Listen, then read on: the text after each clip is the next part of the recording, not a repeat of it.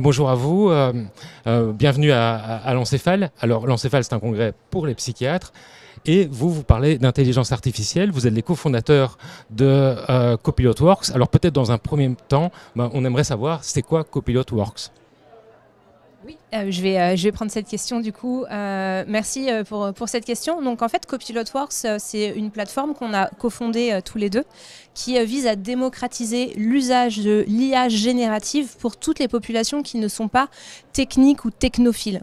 On a une conviction, c'est de se dire que l'IA générative est accessible à tous et que tout le monde peut en tirer le potentiel et le bénéfice. Et c'est pour ça qu'on a créé cette plateforme qui vise à favoriser l'usage à travers des cas d'usage très concrets, simples de compréhension et beaucoup de cas pratiques où on est convaincu que les gens peuvent vraiment pratiquer, doivent vraiment pratiquer pour en tirer tout le potentiel. C'est clair, et nous les psychiatres, on aime la simplicité, on aime le concret, et pourquoi parler justement d'IA aux psychiatres? Oui, je pense qu'il y a un sujet de où on en est sur l'IA et notamment sur cette IA générative avec des nouveaux outils comme ChatGPT qui a démocratisé un peu cet usage-là et qu'on voit au premier plan. Ce qui est important, c'est les chiffres. D'abord, les chiffres montrent une adoption massive de ChatGPT par exemple. Donc pour atteindre 100 millions d'utilisateurs, ChatGPT a mis 3 mois. Là où Internet a mis 7 ans, là où les téléphones mobiles ont mis 17 ans, là où Facebook a mis 4 ans et demi. Donc c'est pour montrer un peu l'essor. Et aujourd'hui, donc ça c'était pour les 100 millions d'utilisateurs, aujourd'hui ChatGPT c'est 300 millions d'utilisateurs par semaine. Donc c'est massif, c'est là, c'est pas de la science-fiction. Et donc c'est important de aussi se confronter à cette réalité-là qui fait qu'aujourd'hui des outils comme ChatGPT et d'autres utilisant l'IA générative vont être utilisés par n'importe qui, les entreprises, les individus, et vont créer des nouveaux types d'usages. Donc il est important de pouvoir comprendre cette opportunité, comprendre qu'il se passe des choses et évidemment se former à ça. Se former à ça, élément important, ce matin lors de votre session, quand vous avez demandé qui utilise ChatGPT, tout le monde a levé la main et donc en effet en quelques mois ça s'est énormément démocratisé. Alors donc je le disais tout à l'heure, on est des psychiatres. Quels conseils vous pourriez donner à des psychiatres quant au bon usage de l'IA?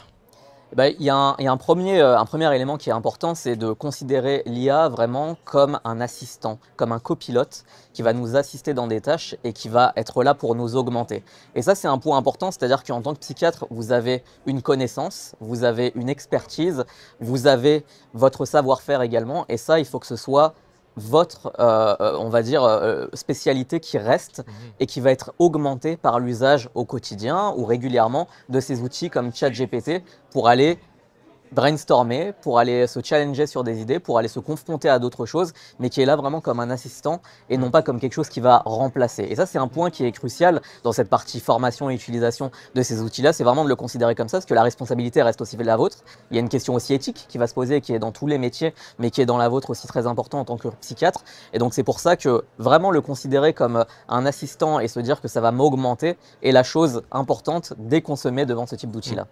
Oui, ce qu'on entend, c'est que l'IA ne se substitue pas à nous, mais vraiment nous aide à la fois à prendre des décisions, parfois à poser des diagnostics, à élaborer des thérapeutiques et des suivis, et aussi d'un point de vue administratif, de nous aider à peut-être mettre de côté, ou en tout cas réduire le temps administratif pour laisser plus de temps à la réflexion et à les discussions avec nos patients. Est-ce que c'est ce que j'ai bien compris? C'est exactement ça, et il y a une question là-dedans, un point que vous avez mentionné qui est sur la partie tâches, les tâches qu'on peut avoir au quotidien, on peut vraiment les réduire avec l'intelligence artificielle. Les tâches chronophages vont être réduites et passons plus de temps sur ce qui apporte de la valeur, le temps que vous allez passer avec les patients, le temps sur la réflexion que vous allez avoir, qui sont des choses sur lesquelles vous allez vous consacrer plus et considérer encore une fois cet outil génératif, ces outils d'IA générative comme ChatGPT, comme des choses qui vont vous augmenter à nouveau et notamment vous faire gagner beaucoup de temps.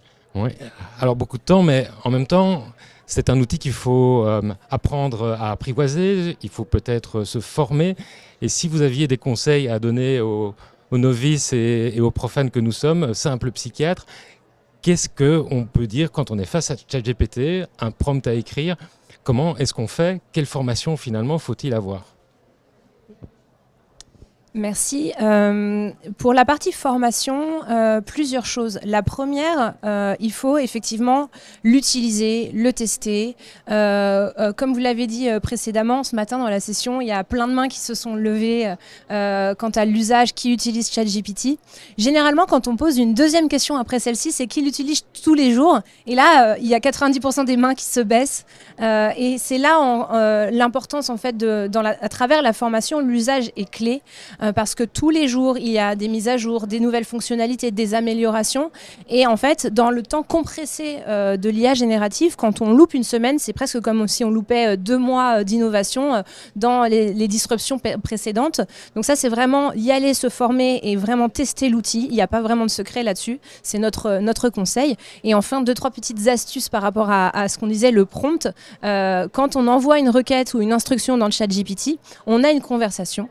Mais pour avoir une conversation de qualité et surtout en tirer tout le bénéfice quand on lui demande d'exécuter une tâche ou de créer du contenu, il y a quelques petites astuces autour du prompt où il faut être très précis, clair, donner du contexte, donner un objectif à atteindre et ne pas hésiter à être très directif dans cette attente-là, comme si on briefait ou une personne pour faire quelque chose. Ce qu'on s'aperçoit sur ce prompt, sur l'art du prompt, c'est moi j'ai tendance à faire le parallèle où quand on brief quelqu'un pour exécuter une tâche, faire quelque chose, si on n'est pas clair avec la personne, il se peut que la personne fasse une tâche un petit peu déceptive ou soit un petit peu à côté. Si on prend du recul sur notre brief et qu'on se dit « Ok, je vais reclarifier », bien souvent ça marche beaucoup mieux et c'est un petit peu semblable et similaire avec l'IA générative.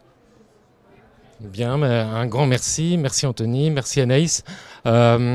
On l'a vu, l'intelligence artificielle, c'est pas quelque chose qui va nous remplacer, c'est quelque chose qui va nous aider. Vous en avez été les meilleurs témoins aujourd'hui. Ça nécessite de la formation, vous l'avez répété. Et donc, soyons optimistes et considérons que l'IA, c'est non seulement l'avenir, c'est déjà le présent, mais c'est surtout un outil qui va nous aider à mieux soigner les gens. Merci encore à vous et à bientôt. Merci.